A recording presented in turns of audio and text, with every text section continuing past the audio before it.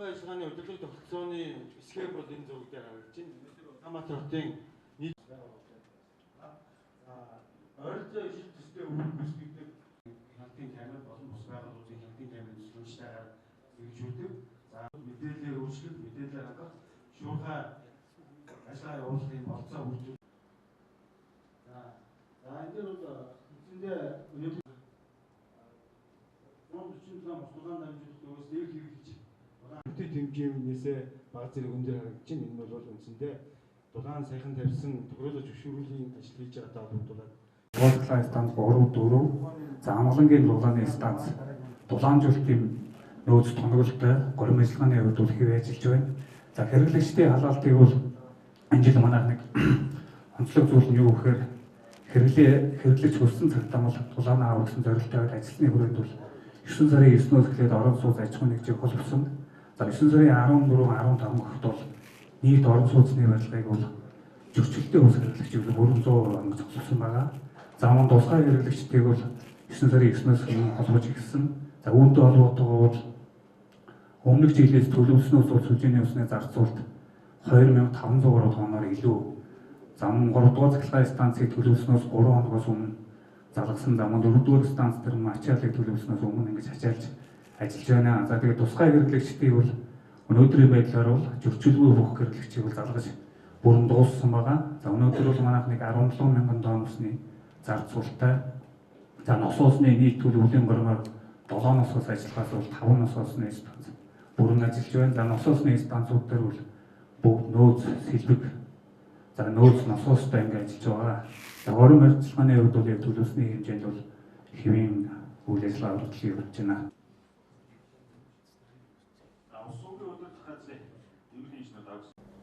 За шөнийн тарифыг тэглэсэнтэй холбоотойгоор бид нэр өнгөрсөн үйл бол бас нэлээд зохион байгуулалтын арга хэмжээнүүд авч ажилласан. За энэтэй холбоотойгоор бид нэр өнгөрсөн үйл нийт 114 мянган айлд бол шөнийн тарифыг тэглэсэн хөнгөлтийг үзүүлсэн байгаа. За шөнийн тарифыг тэглэсэнтэй холбоотойгоор нийт шөнийн ачаал бол 17% өссөн байна.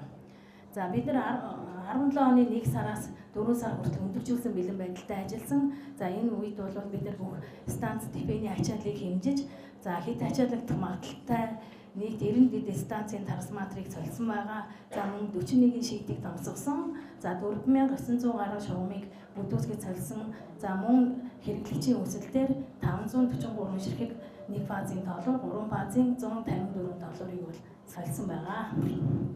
Нийслэлийн хэмжээд одоо 10 байгууллага 10 байгууллагын 100% шүүлтүүртэй явах ажил бас хийгдээд одоо ажлыг хүлээж авах комисс байгуулагдаж байна. Мөн одоо 10 одоо нийслэлийн хэмжээтэй халаалтын 100% захиргаан халаавар шилжүүлэх ажлыг тендер одоо зарлагдсан байна.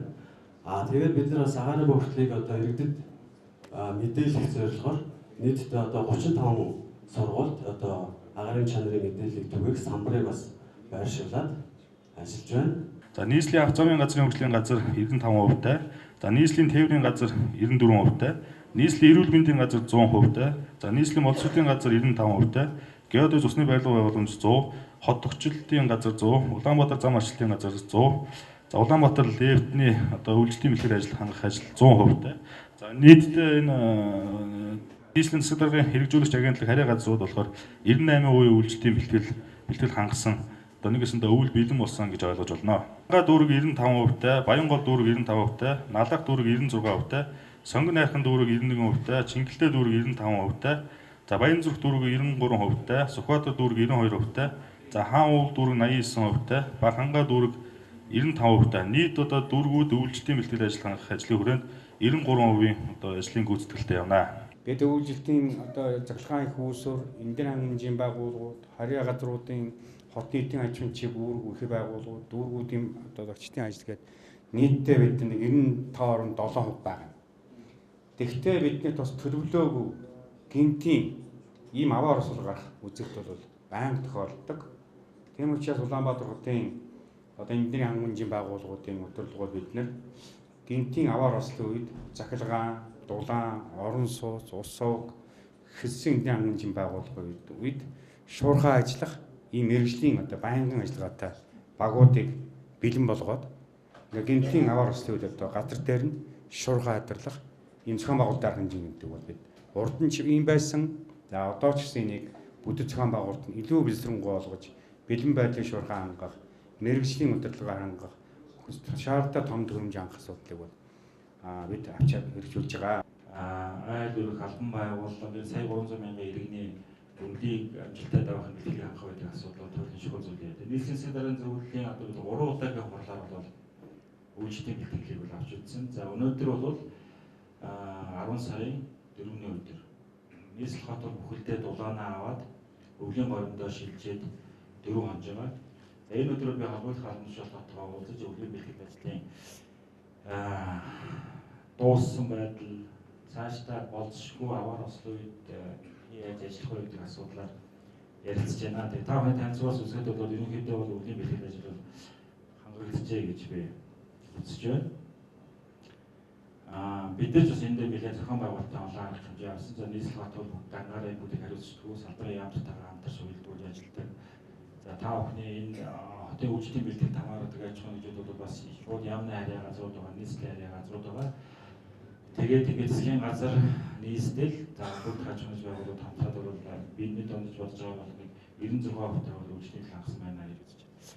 За цаашдаа хэд хэдэн зүйлээр анхаарч ажиллах хэрэгтэй. За ер нь бол мэдээж өвлийг бол тийм амархан дулаахан болно, зас багтай болно гэдэг ч юм уу тэгж тайвширхсгүй. Тэгээ илүү жилээс илүү хөтөн болох магадлалтай, жилээс илүү зас орно гэдэг ч юм уу. Ийм л нөхцөл байдлыг тооцож хамгийн максимум тооцож өдрөө үйлчлэлийн бэлтгэл хангах зайлшгүй шаардлагатай. Тийм учраас болцсохгүй аваар ослоо үед бол хэрхэн яаж ажиллах вэ гэдэг асуудлаар бол онцгой анхаарлаа хандуулж ажиллах шаардлагатай. Тэгээд засварлах болцоотой бол дулааны нөхцийг гэж 10 сарын 2-ны өдрөөс орсон боловч одоо үндсэндээ техникийн хөвч бол халаатай боломжгүй